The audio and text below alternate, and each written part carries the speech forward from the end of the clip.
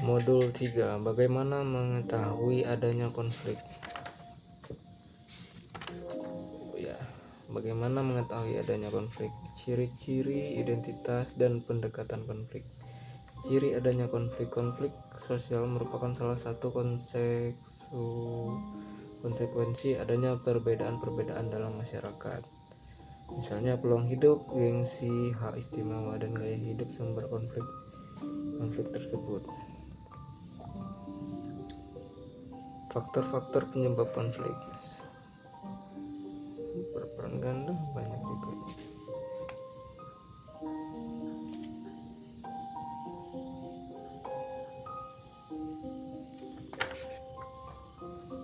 Manusia memiliki kebutuhan dasar.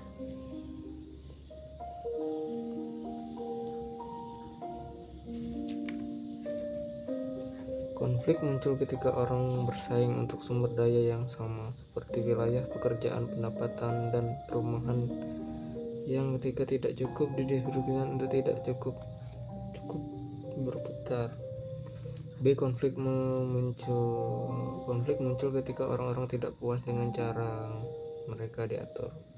Konflik muncul ketika Konflik muncul ketika kepercayaan masyarakat bertabrakan. D. Dengan cara yang sama, perbedaan etnis dapat menyebabkan konflik atau dilakukannya untuk menyebabkannya. Sekali lagi, penyebab konflik tersebut terkesan terlalu rumit untuk dipahami dan kurang mengarah secara langsung pada tataran konflik yang realistis. Namun secara umum penyebab konflik bisa disederhanakan sebagai berikut. A. Konflik nilai. B. Kurangnya komunikasi. Konflik nilai. Kebanyakan konflik terjadi karena perbedaan nilai yang dipercaya atau bahkan ideologi atas apa yang diperebutkan. B. Kurangnya komunikasi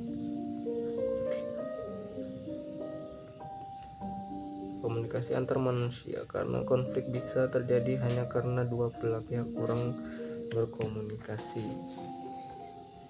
C. Kepemimpinan yang kurang efektif. D. Ketidakcocokan peran. E. Produktivitas rendah. F. Perubahan keseimbangan. Lanjut, konflik atau masalah yang belum terpecahkan. Siklus hidup. Konflik dan identitas.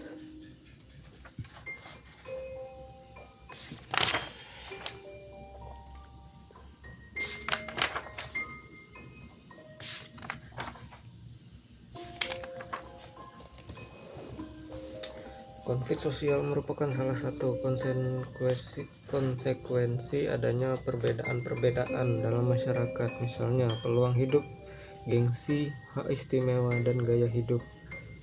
Sumber konflik antara lain menyangkut perbedaan kepentingan, perbedaan individual, perbedaan kebudayaan, serta perubahan sosial.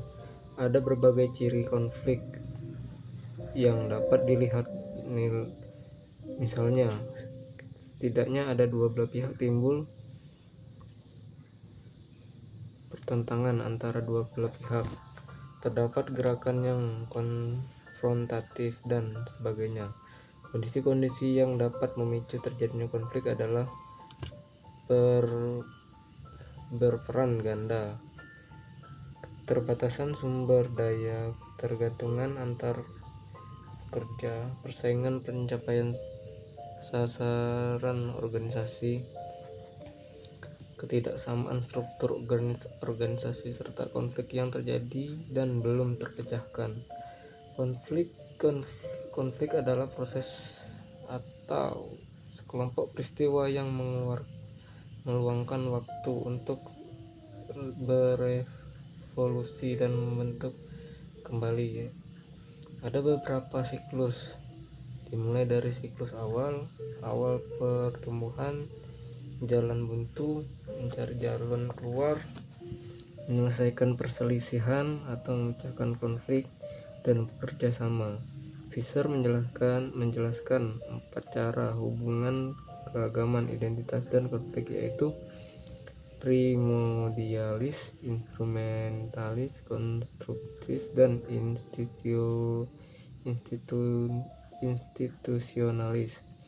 Menurut Moore, ada berbagai opsi pengelolaan konflik yang dipandang dari segi pengakuan hukum atas proses dan hasil privasi. Pendekatan perspektif dalam dibutuhkan dari pihak ketiga yang mungkin akan membantu pengelolaan konflik. Peran dan kewenangan dari pihak ketiga yang mungkin akan terlihat, tipe keputusan yang akan dihasilkan, serta jumlah paksaan yang digunakan oleh atau pada pihak-pihak yang berselisih. Menurut Stevenin, terdapat 5 langkah meraih kedamaian dalam konflik.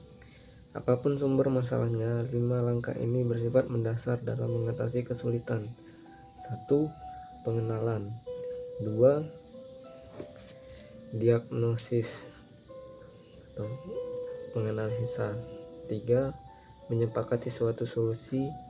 Dan 4. Pelaksanaan evaluasi. Sementara itu, Wijono mengidentifikasi strategi untuk mengatasi konflik, yaitu 1. Strategi mengatasi konflik dalam diri individu. 2. Strategi mengatasi konflik antar pribadi. Dan 3. Strategi mengatasi konflik organisasi. Bagaimana mengetahui adanya konflik? Pendekatan penyelesaian konflik dalam organisasi. Kerangka konsep-konsep pendekatan penyelesaian konflik. Pertumbuhan ekonomi secara pesat membuat sistem pemerintahan, perdagangan, dan perindustrian turut maju dengan pesat, baik dalam hubungan nasional maupun internasional. Pilihannya alternatif dispute resolution (DR) adalah sebuah konsep yang mencakup berbagai bentuk penyelesaian sengketa selain proses peradilan melalui cara yang sah menurut hukum, baik berdasarkan pendekatan konsensus seperti negosiasi, mediasi, dan konsiliasi maupun tidak berdasarkan pendekatan konsensus seperti arbitrage.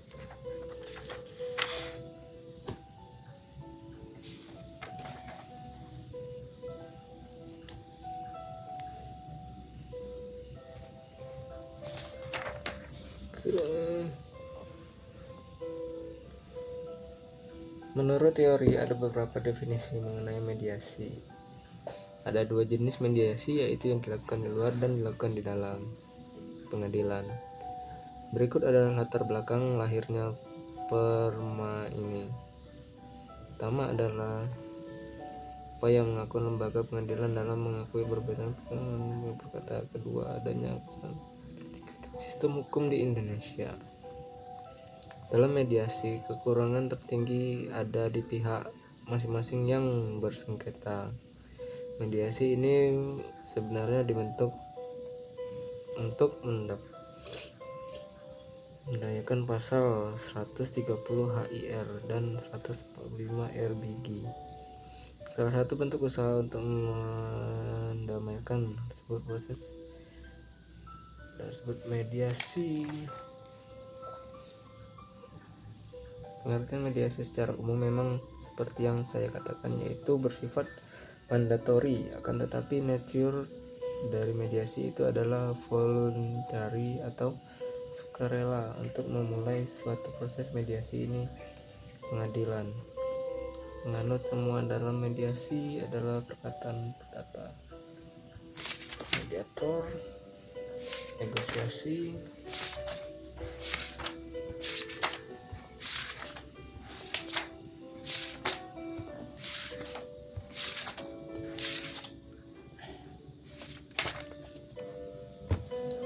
Pada umumnya masyarakat berpandangan bahwa sengketa konflik hanya bisa diselesaikan melalui jalur pengadilan. Bahkan kalangan profesional hukum pun berpandangan yang sama. Penyelesaian sengketa di luar peradilan ADR (Alternative Dispute Resolution) lebih menguntungkan daripada penyelesaian sengketa melalui jalur peradilan.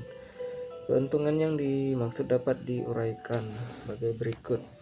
Proses lebih cepat, artinya menyelesaikan sengketa dapat dilaksanakan dalam hitungan hari, minggu, ataupun bulan. Keberhasilan terjamin adanya kebebasan memilih pihak ketiga dan dapat menjaga hubungan baik persahabatan. Lebih mudah mengadakan perbaikan atau bersifat final, artinya putusan yang diambil oleh para pihak. Maksudnya final itu sesuai dengan kesepakatan yang telah dituangkan dalam kontrak.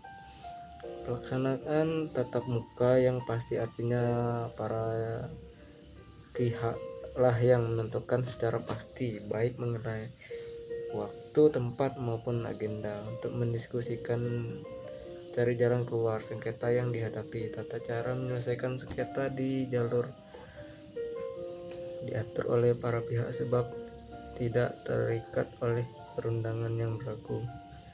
Untuk melakukan upaya ADR dalam praktik tentunya diperlukan aturan hukum yang bersifat formal karena negara kita menganut konsep negara hukum.